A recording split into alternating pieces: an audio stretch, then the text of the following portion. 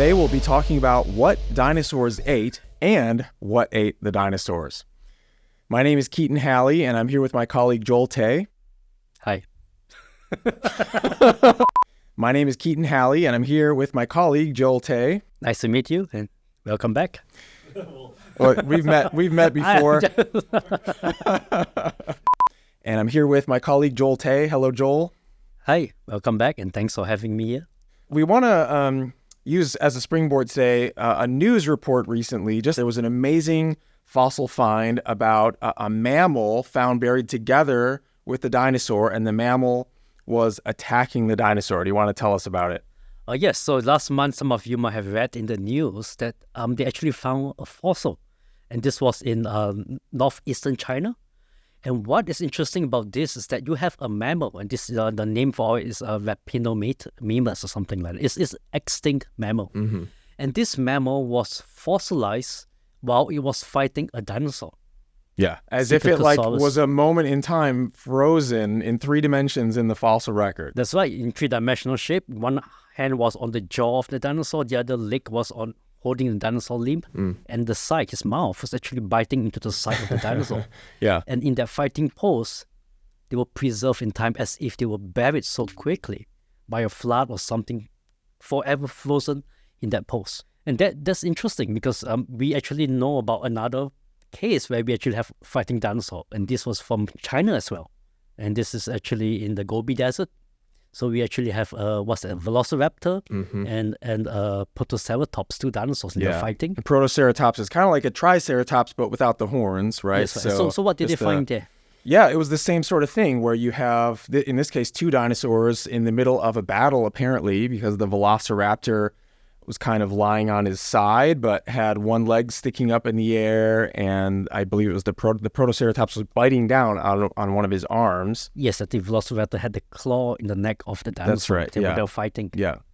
And then they were preserved in their fighting pose. Right, and this fits with the creationist view that the fossils that we find, by and large, were deposited by Noah's flood. This had to be a catastrophic burial that covered up these large creatures before they could even move out of these positions, and they just perished in that catastrophe. Yeah, and these 2 fighting dinosaurs that actually found in what today is the Gobi Desert in Mongolia, right? Yeah, right.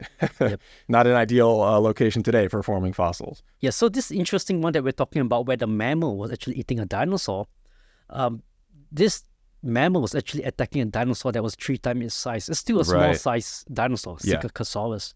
But to give people a bit of context for that, the mammal, they think it was something probably badger-like, I believe. Yes. And it's like the size of a house cat. And then, as you said, 3 times the size was the dinosaur that it was trying to have for dinner, apparently, this Psittacosaurus, which is a dinosaur with beak-like bill. It would have been a vegetarian dinosaur. So this dinosaur would not have been trying to eat that mammal. Yes, it's the other way. It was the other way around. And what's interesting is that this is actually the second record where we have this mammal eating this same species of dinosaur. That's right. In my talk, I actually talk about how a few years ago I went back to Singapore. That's where I'm from. And when I went to the zoo, there was a dinosaur exhibition. And at the dinosaur exhibition, they had a sign there. They say that dinosaurs didn't walk alone. And they talk about this very same dinosaur, this mammal. And this mammal was actually eating this dinosaur. But in this case, it's a small dinosaur. Yeah. Like a baby Psittacosaurus, right? But the same mammal, Rapinomamus, however you say it. Yeah, and in that case, they actually found that in its gut and stomach, it actually had the remains of this dinosaur in there. So that's interesting. But people, when they hear that, they're surprised, right? Because they think, why are mammals eating dinosaurs? Yeah. Are they even living together? In museum displays and illustrations in, children's books on dinosaurs, you don't typically see mammals depicted together with dinosaurs. And granted, we don't find a lot of modern mammals that are alive today buried in the same layers as dinosaurs. But there's quite a variety, actually, of mammals that are buried with dinosaurs. So not just looking at mammals eating dinosaurs, but we also know a lot of other things about what dinosaurs eat, right? Yeah, let's maybe broaden the discussion a bit to talk about dinosaur diet in general. What did they eat and how do we know it? Of course, a lot of our information source for, understanding what dinosaurs ate is the fossil record. Yes. However, as creationists, as I mentioned, we believe that the fossil record is not a record of Earth history over millions of years, slow and gradual evolutionary processes.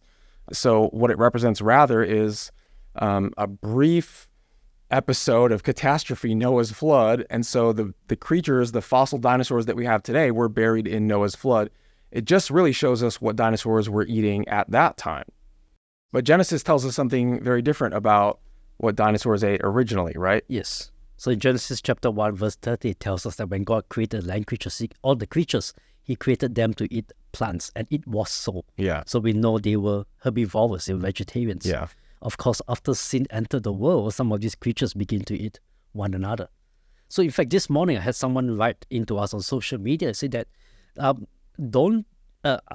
do we know that these creatures were not plant eaters until the time of the flood?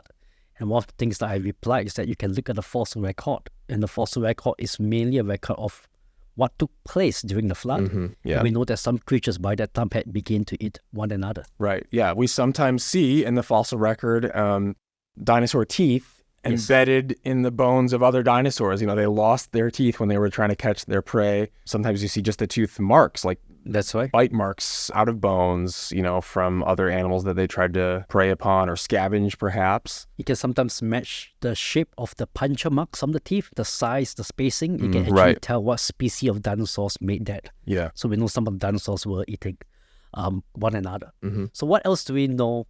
What did dinosaurs eat? How else can we tell what they ate? A number of other methods. We find sometimes, well, you mentioned a minute ago, there was this mammal that ate a dinosaur, a baby dinosaur, and had it preserved in the stomach contents. So sometimes we find dinosaurs with bits of bones or entire skeletons of other creatures inside their stomachs. And by the way, we know that just as the mammals in some cases ate the dinosaurs also ate some of these mammals, and things like birds as well. Birds as well are found in dinosaur stomachs. We also have birds that were eating mammals. We find the remnants in there. So the birds, dinosaurs, and mammals were all eating one another, and we all find them together in the same fossil record. I think that's really fascinating because you go to a museum, like you say, you don't see all these creatures placed in the same display. Right. And then you've got the evidence of, dinosaur feces, frankly. Sometimes even that can be preserved as fossils in different forms. You've got the coprolites. Yes. That's the scientific name for dung. when dung has been already, excreted and it's been buried then and turned to stone. But there's another term that you taught me about before they've actually expelled the contents of their intestines, when it's found from inside the intestines. What are those called? The cololife, how do you pronounce that? I'm not sure either. Cololites, maybe? Cololites, okay. So sometimes the intestinal remains in the stomach is preserved as well. They are more rare. So in case you're wondering, coprolite, we talk about that fossilized dinosaur dung. Here's an example of one of that. Yeah. So sometimes when we look at that, we can look at it under the microscope. We can see what these creatures eat. Yeah. And we know sometimes they contain bone fragment. We have cololites, like we say, it's intestinal remains. Sometimes the shape, we know what they eat, what's in there, bone fragments. And sometimes we can even look at gastric stones. So here is one example of that. So this is actually a much bigger piece, and a dinosaur ate that, and they helped to digest and do things like that. Yeah, and help explain for people that aren't familiar with the term, gastrolith, gastric stones. What are these exactly? Well, some dinosaurs, like the sauropods and some other dinosaurs, will eat these stones in the stomach and helps them to digest some of the food. Not that they're drawing nutrients from the stones, but they swallow them. Yes. So the stones can help aid in the digestion inside the stomach, Yes, that's right. Knocking around on the other things that they ate and helping to break them down.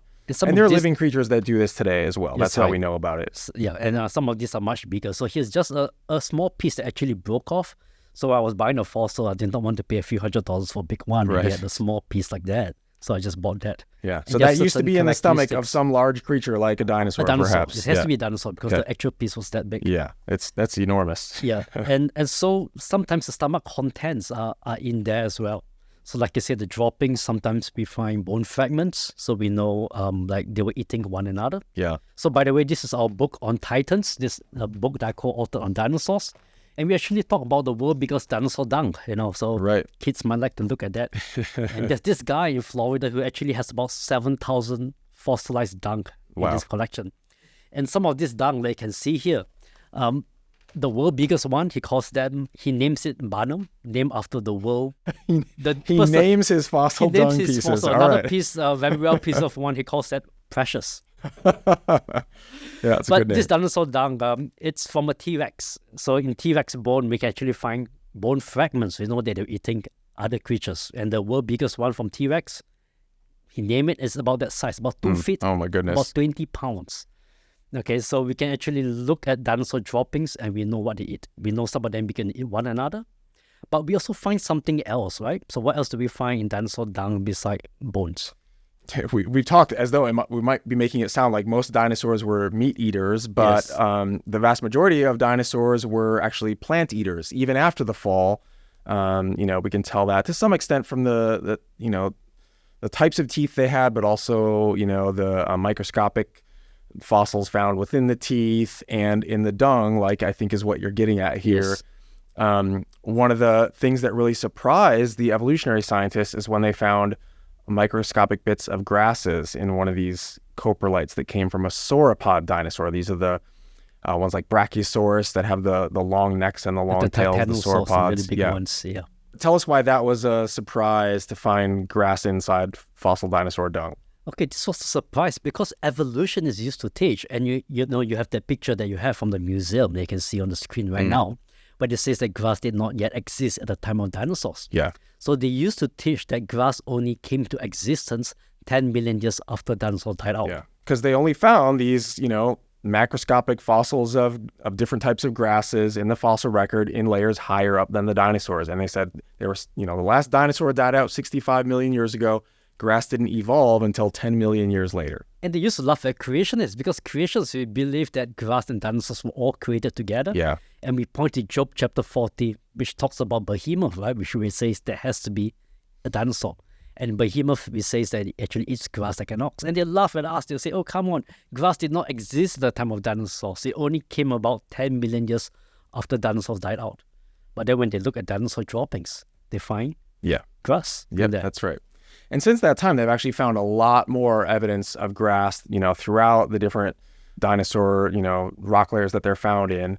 So actually, there was a recent paper that said they doubled the age of grass back from like 56 million years to now they say it goes back to 113 million years ago. And Yes. they're still not, by and large, finding macroscopic fossils of grasses, but lots of microscopic. They still find small bits and pieces like from the flowers and things like that. Right. So, for example, just 18 years ago, they would say, they did not yet exist at the time of dinosaurs. And then they begin to find this one example where the remains of grasses in dinosaur droppings. So these dinosaurs, they were, like you say, from India, and they were actually eating many types of grass, including rice.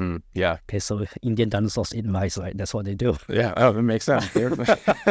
But then they begin to find, I think in 2015, they begin to find bamboo, the remnants of bamboo in Myanmar amber, which they date back to about 113 million years old.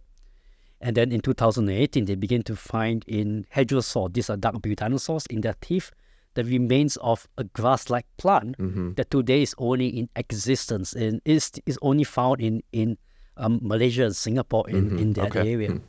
And so in 18 years or in the last 8 years, evolutionists have to throw out their evolutionary origin of grass and double their age 3 times just in the last 8 years ago. Which, I think is an important lesson for people to learn, because we hear people saying all the time, oh, the reason that you don't find human fossils buried together with dinosaurs in the same layers is because clearly they must have been separated by millions of years. But these kinds of discoveries help to show that, number one, new discoveries still often overturn evolutionary assumptions about what things were fossilized in what periods of history. But number two, just because we don't find two things fossilized together doesn't prove that they never lived together. Because we have many other examples that we've published on our website, including, many plants that are also not found buried with humans, like the Wallamai pine tree we wrote about a number of times over the years. This is called the dinosaur tree because it's only found in the same layers as dinosaurs are. So they once thought it went extinct 65 million years ago until it was discovered still alive, living specimens in the Blue Mountains in Australia. So it's clearly lived with human beings all along. And just because we don't find it fossilized together in the layers with humans doesn't mean they never lived at the same time. Exactly. And one thing is interesting is that every time evolution is, they laugh at creations, but when they change their own dates, it's like, oh, you creationists, you believe this, you're ignorant, right? Yeah. And then in one fell swoop, they double their time. Yeah, right. The origin of grass. Right? And what they say is, okay, what we believed 5 minutes ago is not true, but this is the real truth, so to speak.